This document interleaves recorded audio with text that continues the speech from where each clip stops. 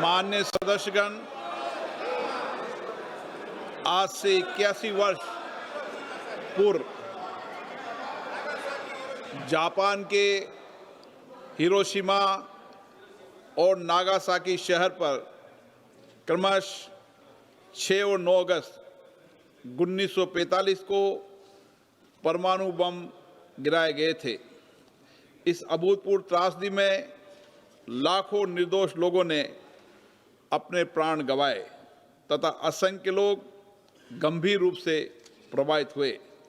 इस घटना ने पहली बार विश्व को परमाणु हथियारों के विनाशकारी प्रभाव से अवगत कराया था।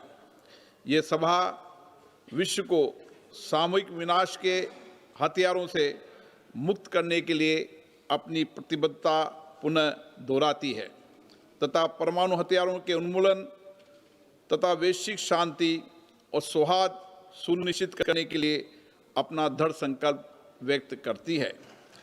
अब ये सभा हिरोशिमा और नागासाकी की परमाणु विभीषिका के पीड़ितों की स्मृति में मौन रहेगी।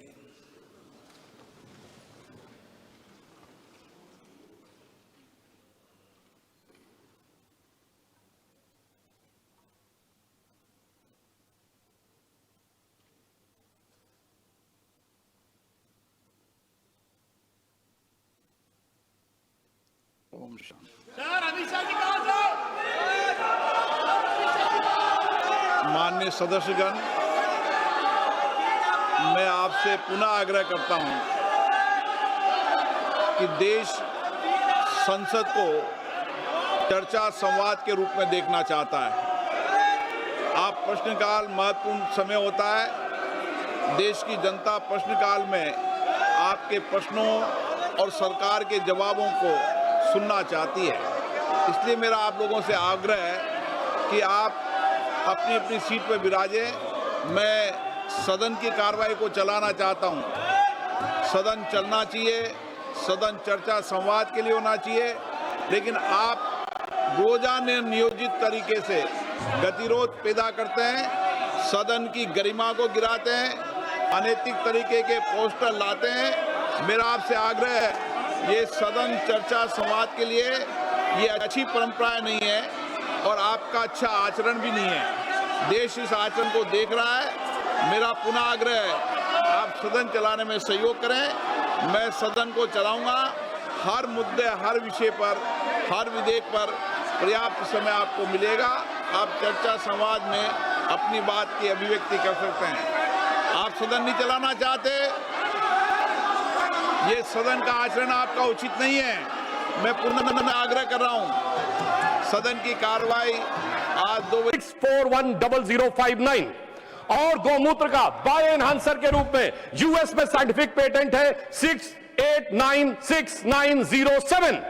मगर सर क्या करें, दिमाग में मैकाले मार्क्स का गोबर भरा हुआ है, तो उन्हें कहां से समझ में आएगा। सर अगर यह आत्मविश्वास होता जैसे प्रधानमंत्री जी ने all India institute of Ayurvedic science से बनाया, ये 50 साल पहले बन गया होता, तो सभापति महोदय हमें हल्दी, नीम और तुलसी के पेटेंट के लिए लड़ाई नहीं करनी होती। हम आज लीडर बन के खड़े होते हैं। मगर क्या बताएं, ये विज्ञान में पश्चिम के अंधभक्त हैं और उस अंधभक्ति की कीमत इस देश ने चुकाई, मगर प्रधानमंत्री जी ने आकर उसको एक नई राह दिखाई है। मैं ये भी बताना चाहता हूं, हम इस विषय को लेकर किसी भी प्रकार का मजाक नहीं करते। हम पूरी तरीके से संवेदनशील होकर कार्य कर रहे हैं और इस गंभीरता के लिए जो ये बिल आया है, हमारे 3 मूल मंत्र हैं। छात्रों के प्रति संवेदनशीलता, शिक्षा व्यवस्था के लिए व्यवस्था की सुदृढ़ता और पेपर जैसे अपराध के लिए कानूनी कठोरता। which I can say in English, we are having a sensitive approach, secure process and a stringent law. So triple S is our main motto, how to ensure these things. और मैं यह भी कहना चाहता हूं कि इस विषय पे 2 पक्ष हैं, एक लीगल यानी वैधानिक पक्ष और दूसरा है राजनीतिक पॉलिटिकल पक्ष। हम दोनों, पहले मैं लीगल पक्ष के ऊपर बात करूंगा, फिर पॉलिटिकल पक्ष के ऊपर। मगर हमारी सरकार ने यह प्रतिबद्धता दिखाई है कि जब छात्रों के भविष्य की बात आए तो ऐसा कठोर कानून बनाया है कि पेपर लीक करने वाले माफियाओं का मनोबल गिरना नहीं चाहिए, मनोबल जमींदोज हो जाना चाहिए।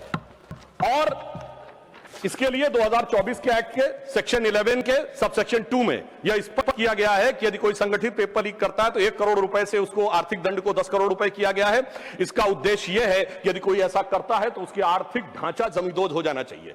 सबसेक्शन 1 में 5 वर्ष के कारावास को 7 वर्ष किया गया है और 7 वर्ष के कारावास को 10 वर्ष किया गया है। 2024 के एक्ट के सेक्शन 10 में संशोधन किया गया है कि यदि कोई व्यक्तिगत रूप से इसका दोषी पाया जाता है तो 50 लाख रुपए का होगा फाइन। माननीय मंत्री जी ने कहा था कि सर्विस प्रोवाइडर के ऊपर भी कड़ा शिकंजा करने की व्यवस्था की गई है, तो यदि कोई सर्विस प्रोवाइडर या मैनेजर होता है तो उस पर 1 करोड़ रुपए का फाइन और सजा जो है वो 10 वर्ष तक की हो सकती है।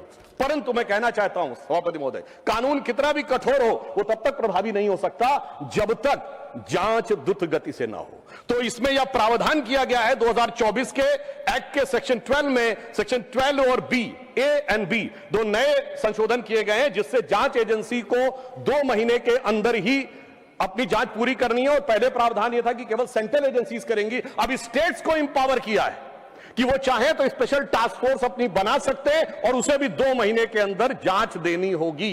यानी स्टेट्स को भी पावर दिया है और उसके लिए स्पेशल टास्क फोर्स की व्यवस्था भी की है।